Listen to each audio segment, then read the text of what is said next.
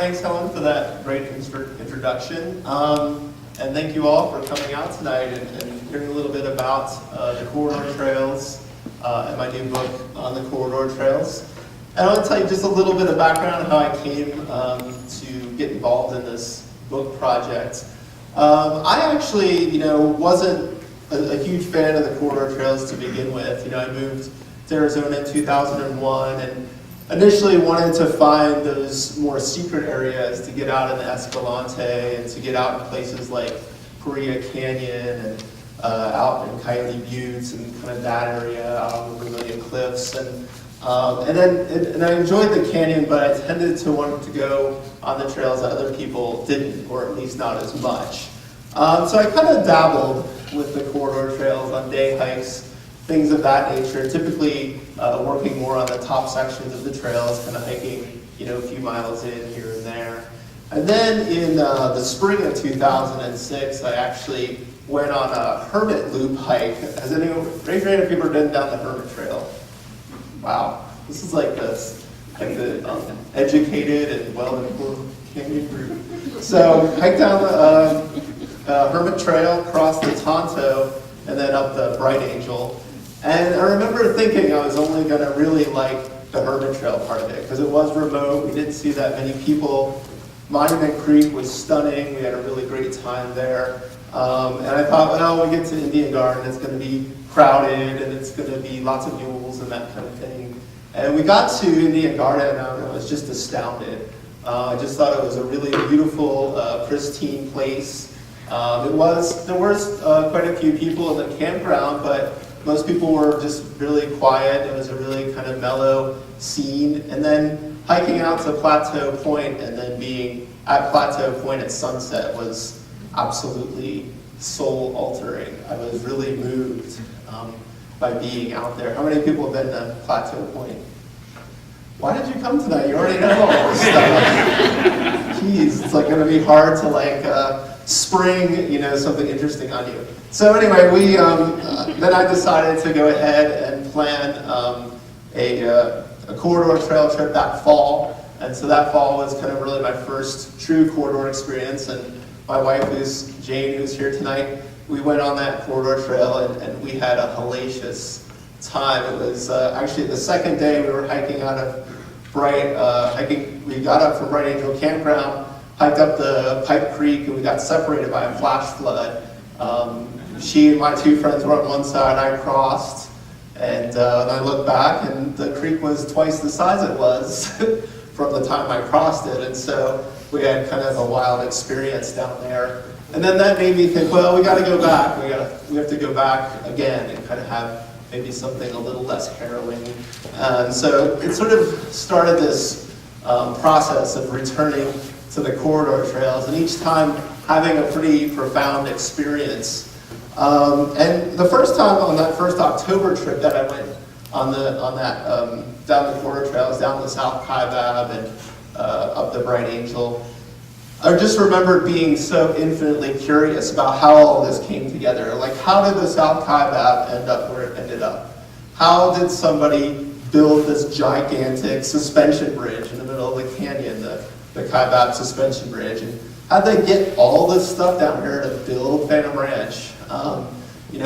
What's a day in the life like for a mule? And all these different questions were, I remember, coming to my mind as I was doing the trip.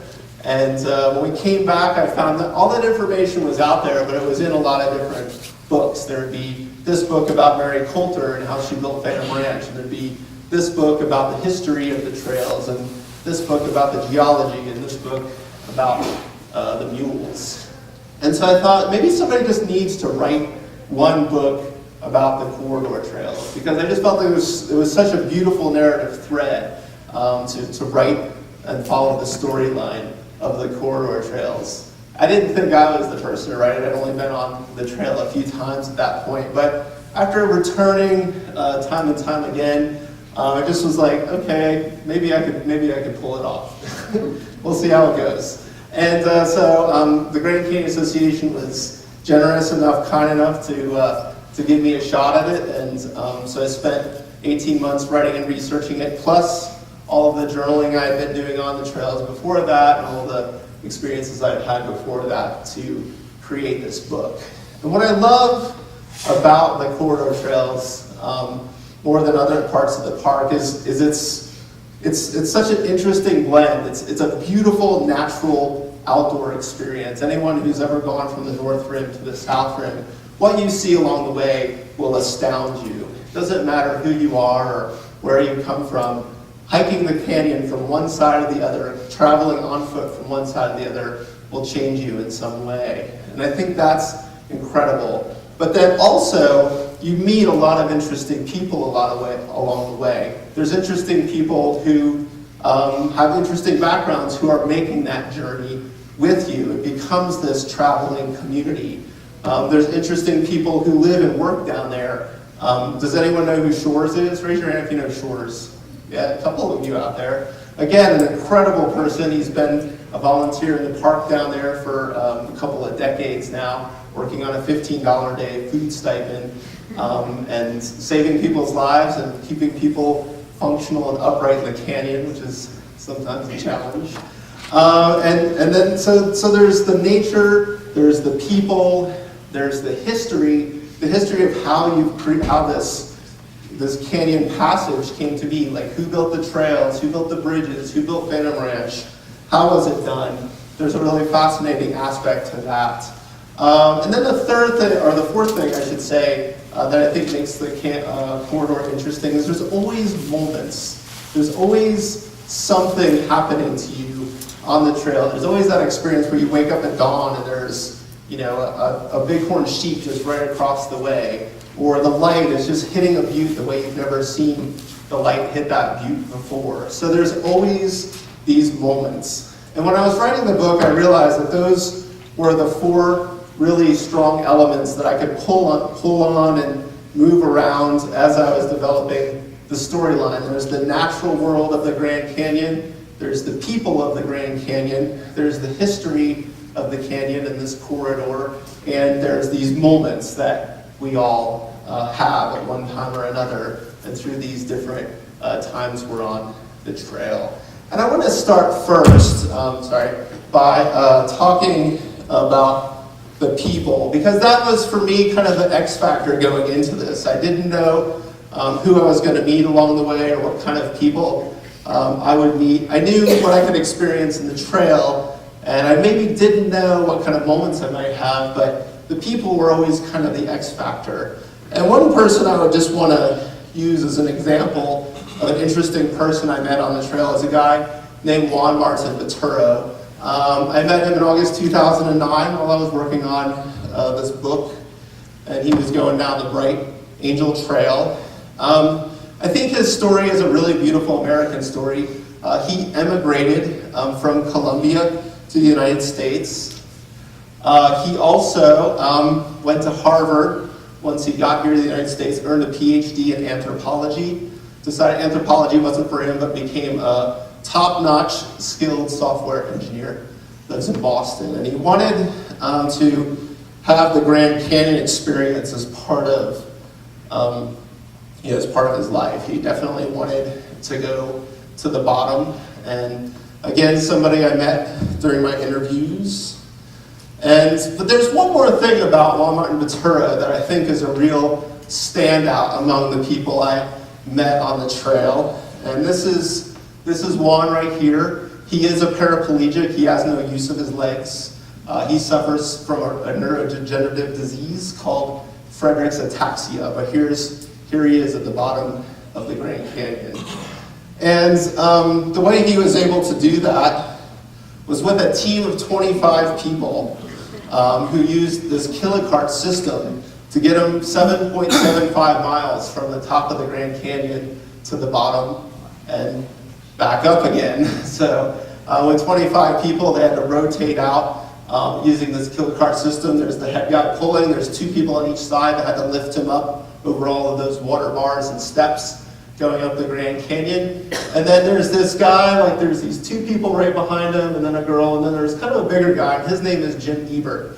He founded an organization called Alpenglow, and he basically has dedicated his life now to taking people who are paraplegic, quadriplegic, and taking them either to the bottom of the Grand Canyon, taking them to the top of Kilimanjaro, wherever it is that they want to go, he's going to figure out how to get them there. And so this has been something he's been doing for some time. He's actually from Kentucky, where he ran Easter Seals in Carrollton, Kentucky, and now he started this Alpenglow adventure. But his first, one of his first trips he took was actually to take a young girl named Skylar Cannon.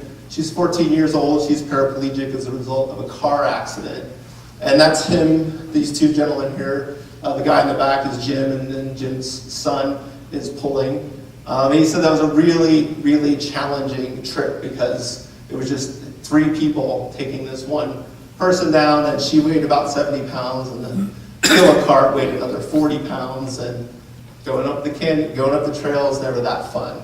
But I wanted to introduce those people to you because I think they're really incredible examples of the, I guess of sort of the kind of people that end up going to the canyon, really incredible people, and what a touchstone this journey is. And think about someone like Skylar here, who is paraplegic, and she's getting taken to the bottom of the Grand Canyon.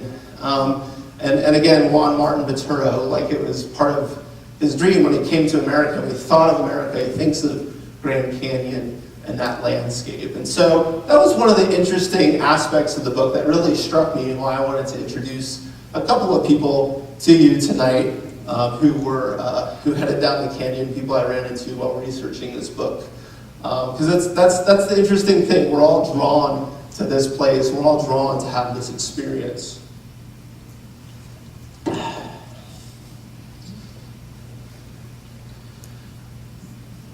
So I mentioned to you this was all kind of started about 5 years ago on a backpack trip where I finally started hitting on this idea. I always thought of the corridor trails, I think on some level thought of them as kind of a novelty, kind of a tourist attraction. And then, but then it's like once you go down the South Kaibab Trail, it just blows that out of the water. It's the most incredible trail, I think, that you can hike in the Grand Canyon. It's not in a drainage. You follow a ridge line. It's just 360-degree views, and it's astounding. And I remember being really blown away the first time I went all the way down the South Kaibab. And again, I knew this idea for a book was a good one when I first went down there. It was whether or not I could pull off writing it. This is a really great view coming down the South Kaibab, looking across to the north. This is a friend of mine, Stephen, who I hiked with a few times, crossing that black bridge, the Kaibab Suspension Bridge. I decided for this book to actually start on the North Rim and work to the South Rim. Kind of a traditional passage to go from north to south for people backpacking. Certainly that's 1,000 less elevation feet you have to climb at the end. Although anymore it seems like people are going from South Rim to North Rim, North to South Rim, and back again, and all of these different things. So it's not necessarily always the most intuitive or logical place to start, but I think, if you're going to start a trip, I don't think there's any place better than the North Rim of the Grand Canyon. It's absolutely beautiful up there.